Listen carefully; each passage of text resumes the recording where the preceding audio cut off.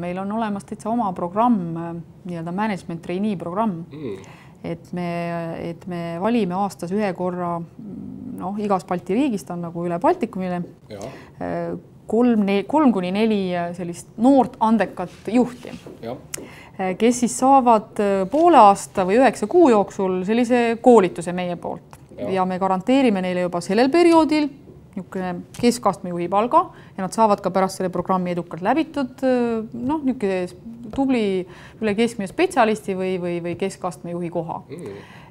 Ja mida nad selle programmi jooksul siis teevad, on see, et nad läbivad või saavad töötada ja olla kõrval nii-öelda erinevate osakondade juhtidel. Nad alustavad küll juba kauplusest, et näha seda, et mismoodi, et see on ju see tegelikult, seal on meie võitlusväli, eks ole, et ja kui sa nii-öelda treenerile ei tea, mida su meeskond teeb, eks ole, seal väljakul, siis sa ei saa ka juhtida, et tegelikult ükskõik, mis astme juht peab teadma ka, mis seal kaupluses toimub.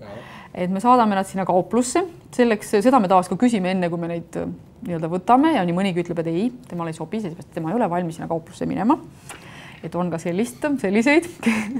Et mida nad seal kauplus, nad näevad seda kauba vastuvõtmist, väljapanekuid, natuke kassatööd, et pigem seda nagu töökorralduslikku poolt, et mis seal tegelikult igapäevaselt kaupluses toimub. Et kui sa lähed sinna kliendina, kõik on väga ilus, kõik on välja pandud, eks ole, aga mis seal lao poole peal toimub, eks ole, kuidas see kaup sinna saabub, et kuidas hinnamuudatused, kuidas näiteks tarbija kaebused, kuidas neid käsitletakse, kuidas planeeritakse seda, et mitu kassat on lahti, kõike seda nagu köögi poolt, eks ole. Et siis nad on natukene seal kauplustes saavad olla, siis nad on kindlasti logistikas, kindlasti ostuosakonnas, personalis ja see, ütleme, selliste moodulite vahel siis on sellised nagu tagasiside foorud. Et siis nad saavad omalt poolt anda nagu minule ja selle osakonna juhile ülevaadet, et mis neile nagu uue inimesena tundus, et on täiesti jama. Mõtleb huvitav. ja nad on nagu selles mõttes täitsa avatud, et sellest ei juhtu mitte midagi, eks ole, et pigem vastupidi, mida rohkem me kuuleme, seda parem. Ja vastupidi, et meie siis, kui anname nagu tagasisidet, et kas mingi protsess on juba muutustes või mis iganes.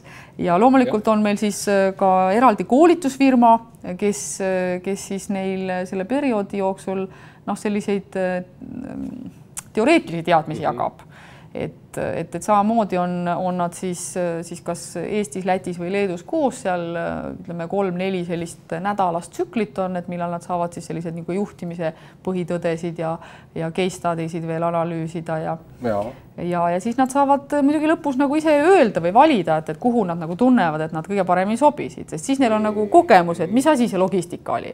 Kas ma tunnen, et ma tahan seal logistika või tarneahela poole peal nagu töötada või tahan ma siin marketingis olla.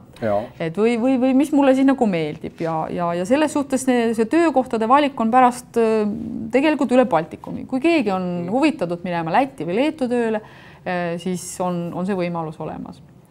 Ja meil nagu esimene programm on nagu, see oli meil 2 aastat tagasi, senini need 3 inimest on meil jätkuvalt tööl. Üks töötab marketingis ja kaks neist on säästumarketide regioonijuhid. Regioonijuht on praktiliselt formaadi juhist kohe järgmine tase.